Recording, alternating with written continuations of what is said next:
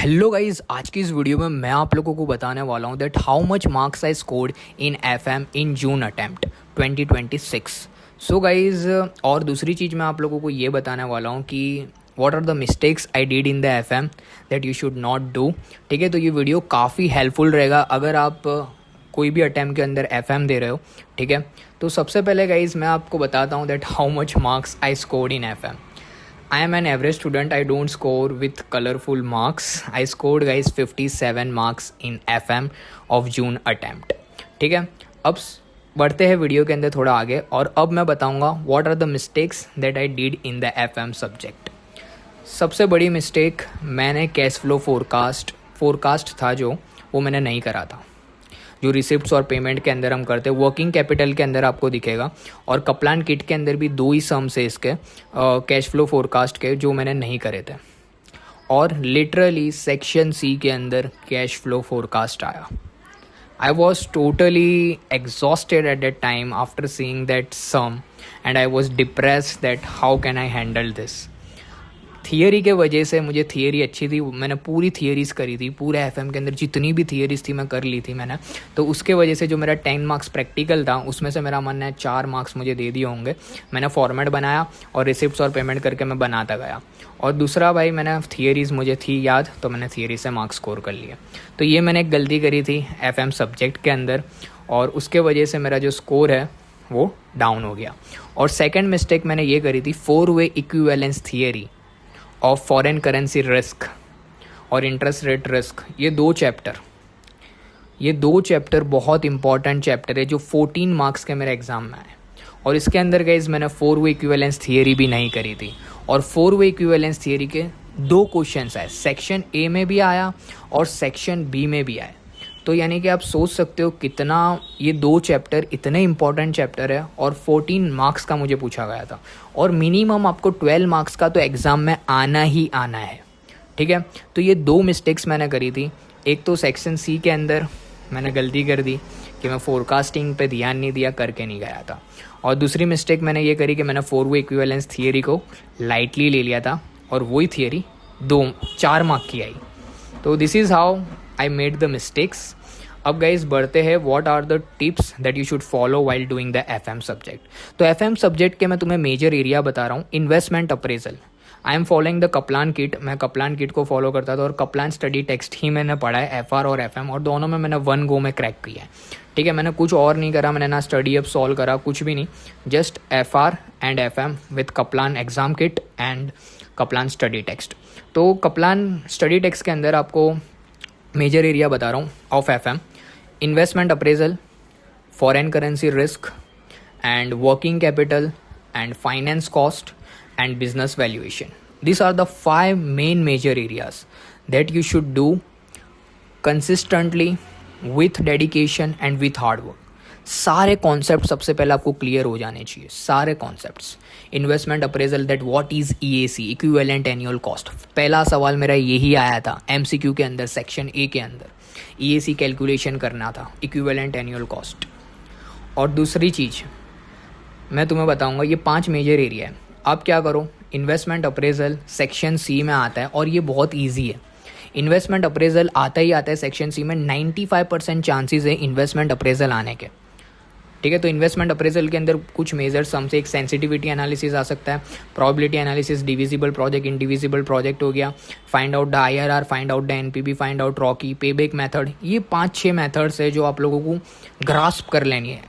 ठीक है, एकदम पक्की कर लो गाइस। तो जिसके वजह से आपके 24 मार्क्स स्कोर हो जाएंगे एफएम में, जस्ट इन्वेस्टमेंट अप्रेजल होल्ड करके रखता है। और दूसरे दो चैप्टर बता रहा हूँ मैं, foreign currency risk and interest rate risk. ये 2 चैप्टर है ना भाई, पूरे तगड़े कर लो। एक भी चीज़ इसका ऐसा ना होना चाहिए जो तुम्हें ना आए।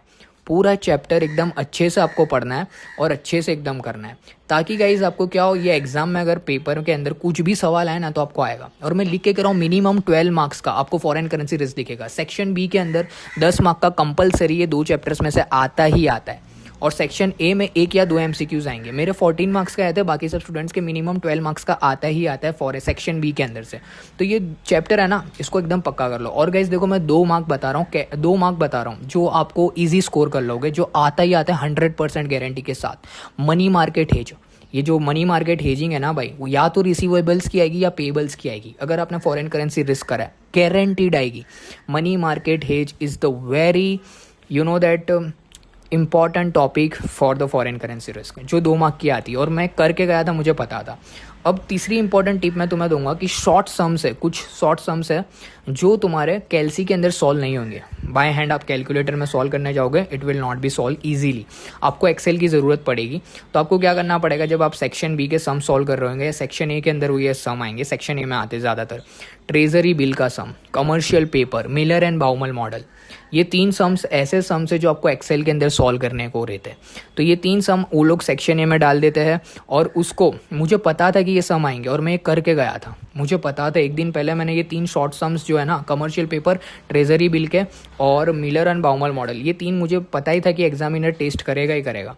तो मैं सेक्शन ए करते करते सम हमें जाना पड़ता है एक्सेल के अंदर। आप जो भी सेक्शन ए के अंदर इंपॉर्टेंट एरिया है, क्वेश्चन है, उसको आप आपके रफ पेपर में लिख लेना और वो आपको करना है उसके अंदर। मुझे ट्रेजरी बिल का क्वेश्चन आया था, ठीक है। ये एकदम हिडन टॉपिक बता रहा हूँ मैं, हिडन टॉपिक जो एग्जामिनर टेस्ट करता है, और ये मुझे पता था, मेरे मैम ने ही बोला था कि ये सम्स आते रहते हैं। और दूसरी चीज़ गाइज, अगर मैं तुम्हारा बताऊं तो ये 2 चैप्टर पक्के कर लेना। और उसके बाद आती है बात हमारा भाई chapter 20 business valuation. Business valuation के अंदर तुम्हें, अगर तुम पढ़ हो गए तो आपको पता चलेगा, स्टॉक मार्केट के ऊपर आता है। Semi strong form efficient market हो गया, फिर जैसे कि दूसरा हो गया semi strong form efficient market और वीक फॉर्म एफिशिएंट मार्केट। ये 3 चीज़ के बारे में होता है और इसके एमसीक्यूज़ आते हैं। सच बता रहा हूँ, ये इसके एमसीक्यूज़ आते हैं और मेरे को एग्ज़ाम में आए थे। मुझे एग्ज़ाम में इसके अंदर से 2 मार्क का पूछा था और मैंने तगड़ा था भाई, ये कॉन्सेप्ट भी मेरा तगड़ा था। और फिर गाइस चैप्टर 17 फाइनेंस कॉस्ट, तुम्हें वो आना चाहिए, WACC, और बाकी चैप्टर 17 के सारे टॉपिक्स छोटे मोटे सब आने चाहिए आपको। CAPM मॉडल, उसके एडवांटेजेस, उसके disadvantages, everything you should know. So guys major tip मैं यही दूंगा, सारे एरिया को सबसे पहले अच्छे से पढ़ो, अच्छे से कवर कर लो। और गाइज मैं एक लिंक जो है डिस्क्रिप्शन में दे दूंगा, किसकी लिंक, जिसके अंदर मैंने FM की वीडियो बनाई थी, जिस दिन मैं एग्ज़ाम दे के आया था उसी दिन, जिसके मेरे को क्या क्या क्वेश्चंस पूछे गए थे एग्ज़ाम के अंदर, वो क्वेश्चंस मुझे उस विदिन 12 आवर्स के अंदर मैंने वीडियो शूट कर ली थी एग्ज़ाम दे के, तो मुझे याद था क्या क्वेश्चंस आए थे। तो वो वीडियो देख लेना, ठीक है, जिससे आपको बहुत हेल्पफुल होगी।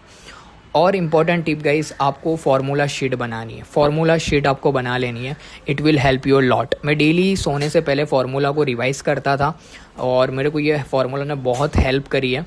डेली ये फार्मूला रिवाइज़ करो गाइस, डेली सोने से पहले आपको ये फार्मूला रिवाइज़ करना, it will help you a lot, बहुत हेल्प करेगा। FM के अंदर बहुत सारे फार्मूलाज है guys, literally there are so many formulas in the FM, बहुत सारे फार्मूलाज और छोटी छोटी टिप्स एंड ट्रिक्स भी आपको क्या करना है। जैसे कि ओवर ट्रेडिंग हो गया, तो ओवर ट्रेडिंग का मेन पॉइंट्स लिख दो भाई। Miller and Baumol model, what is Miller and Baumol, वो भी तुम फार्मूला शीट में लिख दो।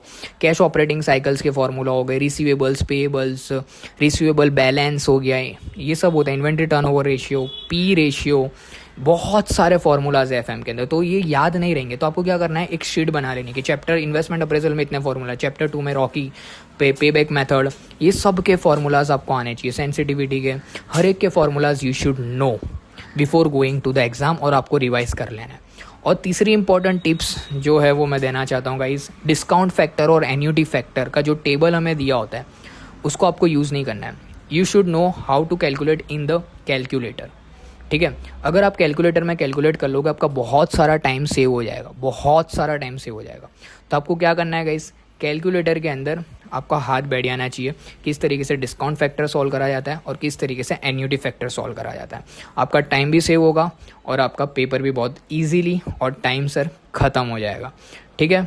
बाय द वे, ये टिप्स अच्छी लगी हो तो फॉलो कर लेना, और जो मिस्टेक्स मैंने करी है उसको आप रिपीट मत करना।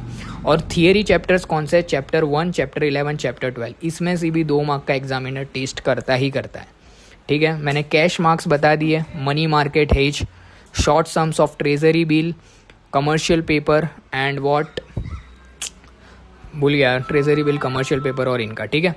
And this things that you should follow guys, ठीक है। और मेरी जो FM की वाली वीडियो डिस्क्रिप्शन में लिंक डाल दूंगा, फॉलो कर लेना, ठीक है। If you like this video, don't forget to hit the subscribe button. See you guys in the next video.